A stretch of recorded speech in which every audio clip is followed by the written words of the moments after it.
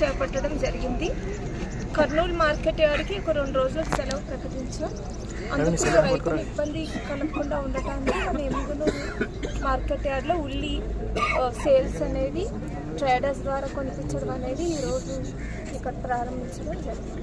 Madam, ఇది ఇట్లా continue కొనసాగుతుందా లేకపోతే మరి కర్నూలు మార్కెట్ ఓపెన్ అయిన తర్వాత మరి కర్నూలు మార్కెట్ 2 రోజులండి. ప్రస్తుతానికి ఈరోజు రేపు కూడా ఇక్కడ ఈ ట్రేడింగ్ జరుగుతుంది.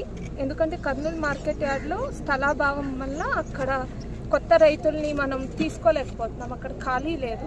అందుకని మనం 2 రోజులు ఇక్కడ నడపడం జరుగుతుంది. ఎంత తక్కువ చెల్లించి కొన్నా కూడా రైతు ఆవేదన చెందాల్సిన అవసరం లేదని మళ్ళీ చెప్తున్నామండి. ఆ వ్యత్యాసం ధర అయితే ఏదైతే ఉందో మద్దతు ధర వ్యత్యాసమో అది వాళ్ళ అకౌంట్స్కి ప్రభుత్వం జమ చేయడం జరుగుతుంది. రైతులు కొంచెం గ్రేడింగ్ చేయాలి అనేది మనం సూచిస్తున్నాం. ఎందుకంటే ట్రేడర్స్ కొన్నా మార్కెట్ ద్వారా ప్రభుత్వం కొన్నా కూడా దూర ప్రాంతాలకు పంపించాల్సి వస్తుంది.